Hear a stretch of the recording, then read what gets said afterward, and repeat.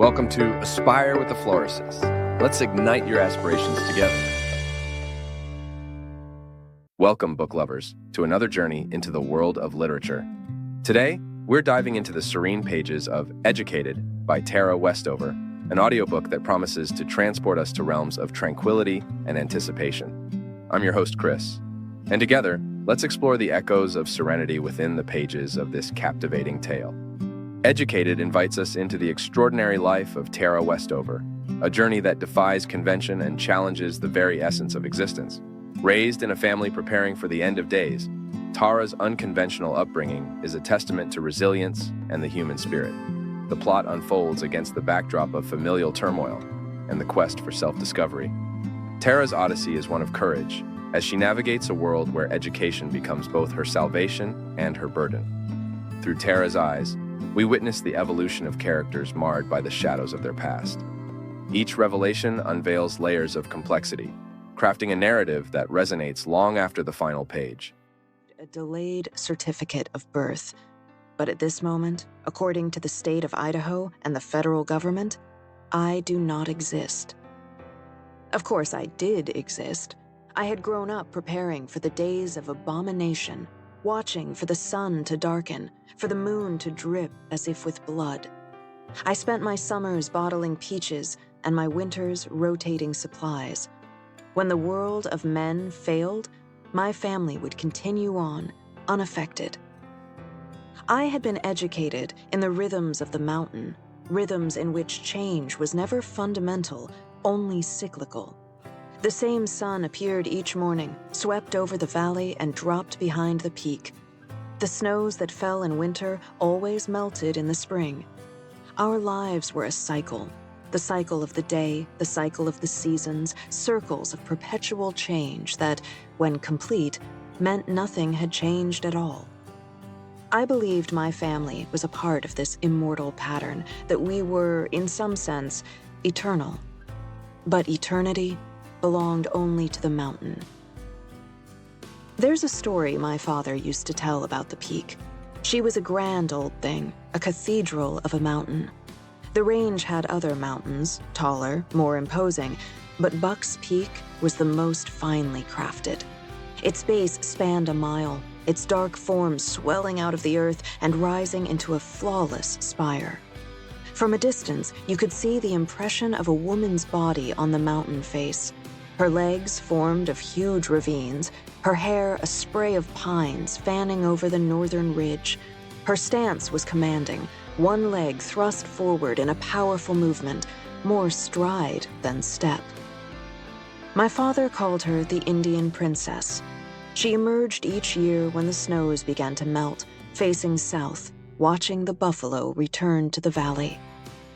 Dad said the nomadic Indians had watched for her appearance as a sign of spring, a signal the mountain was thawing, winter was over, and it was time to come home. All my father's stories were about our mountain, our valley, our jagged little patch of Idaho. He never told me what to do if I left the mountain, if I crossed oceans and continents and found myself in strange terrain where I could no longer search the horizon for the princess. He never told me how I'd know when it was time to come home. Part 1. Chapter 1. Choose the Good. My strongest memory is not a memory. It's something I imagined, then came to remember as if it had happened. The memory was formed when I was 5, just before I turned 6, from a story my father told in such detail that I and my brothers and sister had each conjured our own cinematic version, with gunfire and shouts. Mine had crickets. That's the sound I hear as my family huddles in the kitchen, lights off, hiding from the feds who've surrounded the house. A woman reaches for a glass of water, and her silhouette is lighted by the moon. A shot echoes like the lash of a whip, and she falls. In my memory, it's always Mother who falls, and she has a baby in her arms. The baby doesn't make sense. I'm the youngest of my mother's 7 children. But like I said, none of this happened. A year after my father told us that story, we gathered one evening to hear him read aloud from Isaiah, a prophecy about Emmanuel. He sat on our mustard-colored sofa, a large Bible open in his lap. Mother was next to him.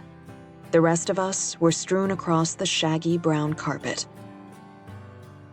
"Butter and honey shall he eat," Dad droned, low and monotone, weary from a long day hauling scrap. "That he may know to refuse the evil and choose the good." There was a heavy pause. We sat quietly. My father was not a tall man, but he was able to command a room.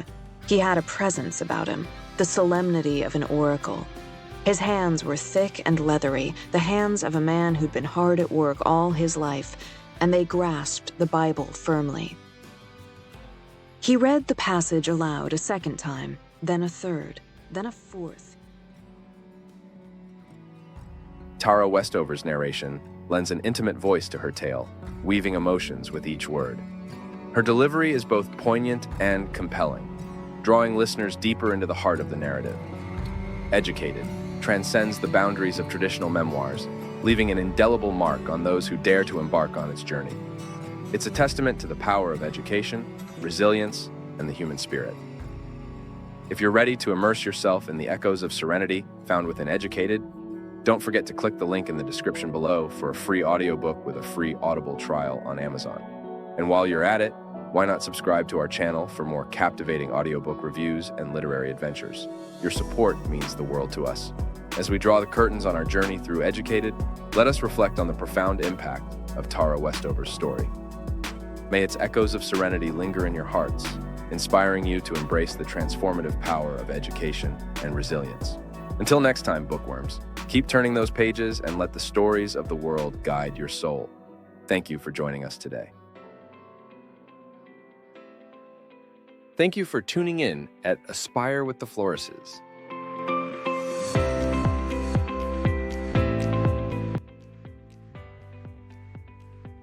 And don't forget to like, share, and subscribe for more content.